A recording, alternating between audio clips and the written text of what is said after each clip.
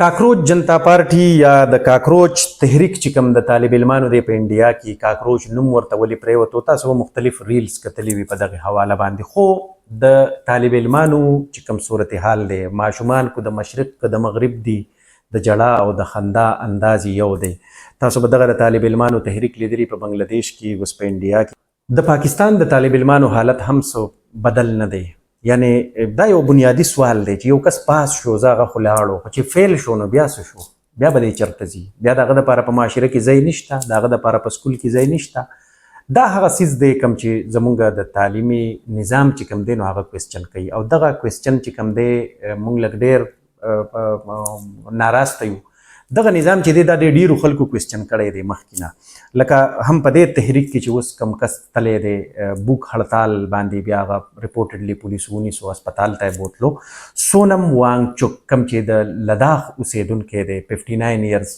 د هغه عمر دی هغه چې کله په خپله باندې وکتل دی نظام ته چې بھئی دا خو د پاس او فیل نظام دی نو دا فیل کسان به بیا څه کوي نو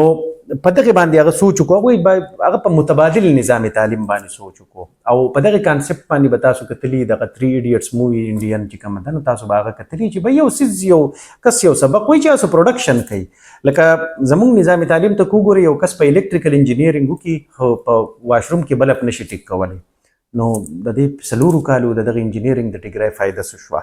دغه رنګې دوی دغه چې کوم په الټرنیټیو نظام تعلیم باندې کار شروع کړو دغه تحریک تعلیمي تحریک یې شروع کړو د سیک مول په نوم باندې SECMOL په نوم باندې د دې لاندې بیا کالج یونیورسټي هم جوړه شوله اوس د دغه یونیورسټۍ سټوډنټس چې کوم دی نو هغوی څه وکړل هغوی بجلي پیدا کړه د دغه یونیورسټۍ سټوډنټس په سبزی په میوو په د دغه کې چې کم څومره زیات پروډکشن کولی شي هغه وکړل ماحول دوست کورونه چې کوم دی نو د دغې تعلیمي درسګاه سټوډنټس جوړ کړل مصنوعي ګلیشیرز یې جوړ کړل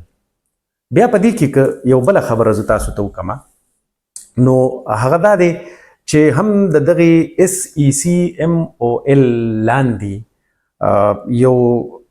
یو خو خلک د فیل کېدو د کانسپټ نه ناشنا کړل یعنی دغه فیل کېږي چې کس د دو جوکاو وګورئ د دو ټینډنسي وګورئ دا کم طرف ته ده هغه له په هغه فیلډ کې د نور انوویشن د لا کریشن مواقع چې کوم دي نو هغه برابرول دي دا کانسپټ چې دی په دې باندې هغې هسې وکتل اصل کې لکه اوس هغه د دې نه مثال ورکو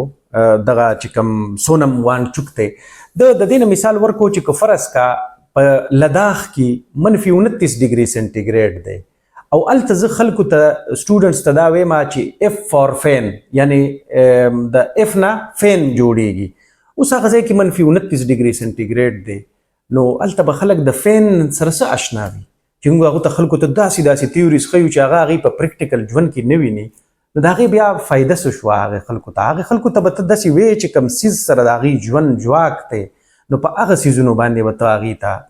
چلونه ښیې داسې مونږ بله تیورم او دا او هغه بله څیزونه ویلي دي صرف رټن ویلي ده صرف په کتاب کې د پاس او د فیل دپاره مونږ